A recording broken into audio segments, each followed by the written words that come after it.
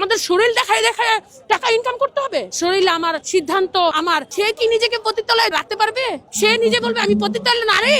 নারী কমিশন আছে, যারাই আছে, যারা আমাদের নারীদের মধ্যে আল্লাহ পাক ভালো ভালো স্থানে তাদেরকে বসিয়েছেন, সম্মান দিয়েছেন, মান সম্মান দিয়েছেন, তারা আসলেই ইসলাম সম্বন্ধে এত জ্ঞাত না, তারা বুঝতেছে না। উনি যদি ভালো করে কোরআনে কারিম পড়তেন যে পতিতলয়টা কি, পতিতলয় কি, সে কি নিজেকে পতিতলয় রাখতে পারবে?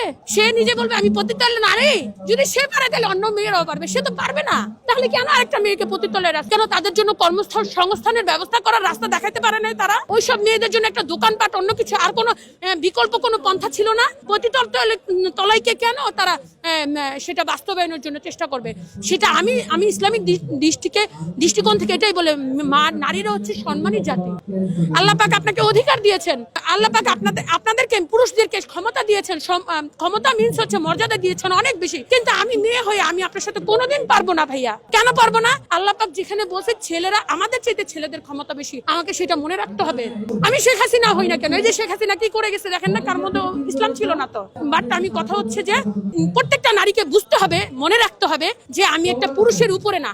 আপনারা সে প্রত্যেকটা জায়গা থেকে, প্রত্যেকটা যেখানেই থাকেন না কেন, আপনারা উপরে থাকবেন, আপনাদের আন্ডারে।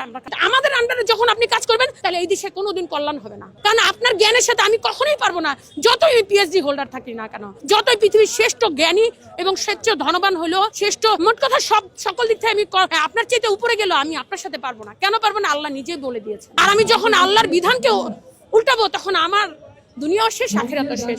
আমি ইসলামের কথা বলতেছি, ইসলাম না, আমার কোরআনে কারিমের ভাষা অনুযায়ী আমি কথা বলতেছি। এইটাই।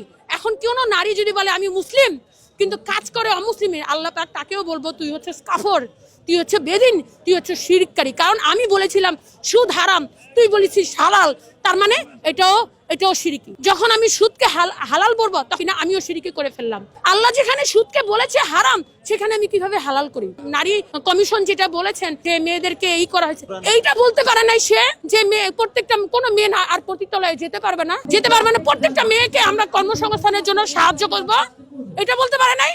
খালি মেয়েদের খালি খারাপ কাজ করার রাস্তা দেখায় দেয়। কেন দেখায়? কারণ সে দেখাচ্ছে এই জন্যই, কারণ সে নিজের রাইটস, নিজের অধিকার সম্বন্ধে সে জ্ঞাত না। যদি সে জানতো আল্লাহ পাক আমাদের কি মর্যাদা দিয়েছেন, আমি আমার স্বামীর কাছ থেকে অধিকার পাবো, সম্পদ পাবো, বাবার কাছ থেকে, ছেলের কাছ থেকে, ভাইয়ের কাছ থেকে, 4 জায়গায় আমাদের সম্পত্তি দিয়ে দিচ্ছে, তারপর আমাদের এত লোভ কিসের?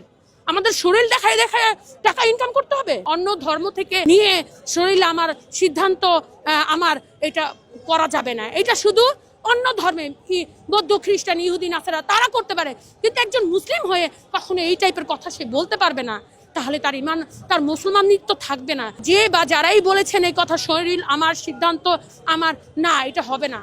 আমার শরীর আমার সিদ্ধান্তই যদি হয়, তাহলে প্রত্যেকটা ছেলেদের সাথে মানে কি বলবো, হাজব্যান্ড ওয়াইফের সাথে যে এরকম বিয়ে হয়, এরকম বিয়ে ছাড়া যেসব মেয়েরা, তাহলে বাচ্চাটা কোথেকে আসতেছে সেইটা আপনাকে বুঝতে হবে, কার সন্তান এটা। তাহলে প্রত্যেকের এইভাবে ডিএনএ করে করে আপনি বের করবেন কোন স্বামীর এটা বাচ্চা, তাহলে তো আপনি বিপদে পড়ে যাবেন। আর এটা কি ইসলাম কি সমর্থন করে?